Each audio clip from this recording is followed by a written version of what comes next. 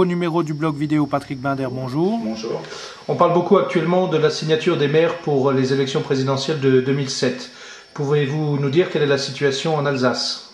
Écoutez, comme dans toutes les régions de France, nous allons à la rencontre des maires pour recueillir ce qu'on appelle dans le cadre du parrainage un acte administratif. Il ne s'agit en aucun cas d'un acte politique, puisqu'on ne vient pas demander un soutien à la candidature de Jean-Marie Le Pen. On demande simplement aux maires, puisque c'est une prérogative rattachée à leur mandat, de parrainer un candidat sérieux.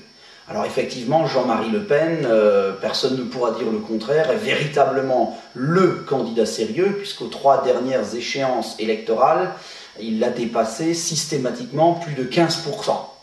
Donc aujourd'hui, il est important que les maires apportent leur signature aux différents candidats pour permettre la libre expression démocratique dans notre pays.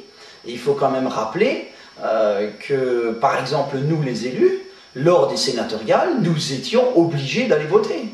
Alors qu'aujourd'hui, certains maires se réfugient dans ce qu'on pourrait appeler une certaine abstention, cela est totalement illogique.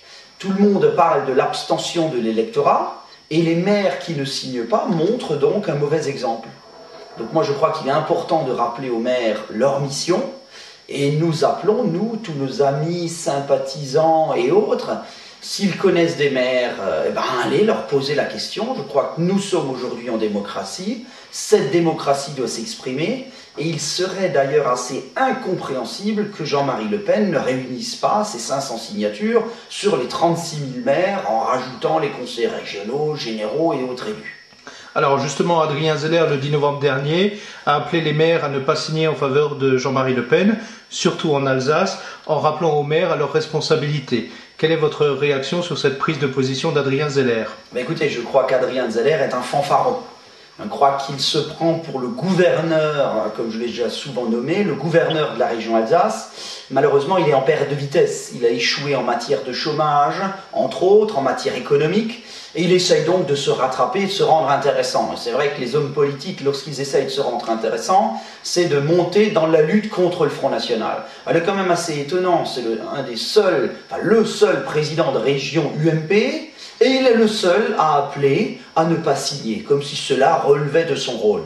Alors je lui rappelle quand même les déclarations de Dominique de Villepin, Premier ministre, de M. Accoyer, président du groupe UMP à l'Assemblée nationale. Adrien Zeller est donc en totale contradiction. D'ailleurs, en tant que président de région, il devrait prendre en compte les 23% d'Alsaciens qui, en mars 2004, ont voté pour ma liste. Cela signifie qu'il y a 24% dans notre région d'habitants qui souhaitent que Jean-Marie Le Pen puisse être candidat. Alors Adrien Zeller essaye d'exercer un chantage à l'égard des maires. Je pense qu'il ne connaît pas le code pénal, nous allons le lui rappeler. Le code pénal, article 312, qui parle du chantage. Le chantage est condamnable. Alors nous étudions bien évidemment toutes les voies judiciaires pour savoir dans quelle mesure nous allons pouvoir poursuivre et dénoncer cette forfaiture d'Adrien Zeller. D'ailleurs, lors de la précédente séance plénière du 17 novembre dernier, j'ai pris la parole et je suis intervenu longuement sur le sujet.